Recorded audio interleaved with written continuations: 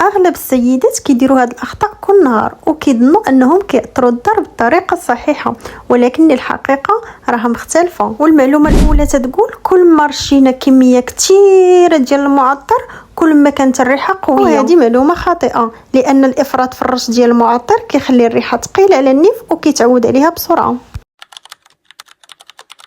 والمعلومه الثانيه تتقول فتح النوافذ كطير الريحه مباشره، وهاد المعلومه خاطئه لحقاش الحقيقه كتقول تهويه الدار قبل التعطر ولا من بعده كتعاون الريحه تبان انقى واجمل.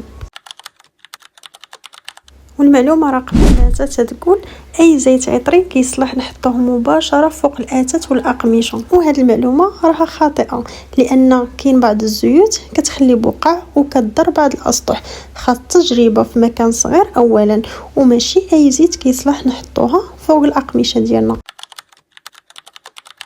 والمعلومه الرابعه تتقول ان تعطير الدار كيخفي اي ريحه كريهه، وهاد المعلومه غير صحيحه. اذا مصدر الرائحه باقي موجود المعطر غير كيخلط الروائح وما كيحليناش المشكل.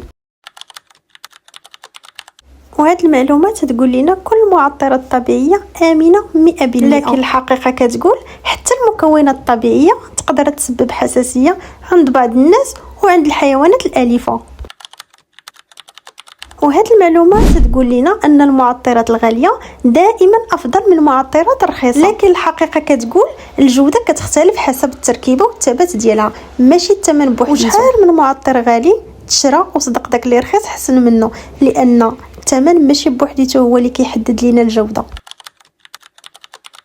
والمعلومه السابعه تقول لنا رش المعطر في الهواء هو افضل طريقه، لكن الحقيقه كتقول لنا غالبا كيكون افضل نستعملوه بالطريقه اللي موصي بها، اللي هي رشوه على لي غيدو، على لي كانابي، على الاقمشه ديالنا في الامكنه المناسبه، وحتى على لي فلور ارتيفيسيال. والحيله رقم 8 كتقول لنا اننا نخلطوا جميع الروائح كيخليو لنا ريحه الدار فخمه، لكن الحقيقه كتقول لنا كثره الروائح المختلفه كتقدر تعطينا نتيجه مزعجه. من الافضل نختار الروائح المتناسقه، مثلا في لا فيديو عندي جولدن داس، بومبوسا والعود ما يمكنش تميلونجيهم في مكان واحد، ممكن نعطروا مثلا الصالون بالعود ونديروا جولدن داس في لي شامبر ونديروا بومبوسا في الكوزينه، هكا غيكون الاختيار افضل وانصح واجمل. وهذه المعلومات تقول لنا الا كانت الريحه قويه فهي بالضروره كتدوم اكثر، لكن في الحقيقه قوه الرائحه ماشي هي نفسها في الثبات، كاين روائح خفيفه ولكن كتدوم لمده طويله. اما المعلومه العشرة والاخيره اللي تتقول لنا اذا ما بقيتيش كتشم الريحه اذا راها اختفت، لكن في الحقيقه راه غالبا الانف ديالك هو اللي تعود عليها، بينما الضيوف راه مازال كيحسوا بها. وهنا تنقول لكم شكرا على المشاهده، الى الفيديو الجاي ان شاء الله.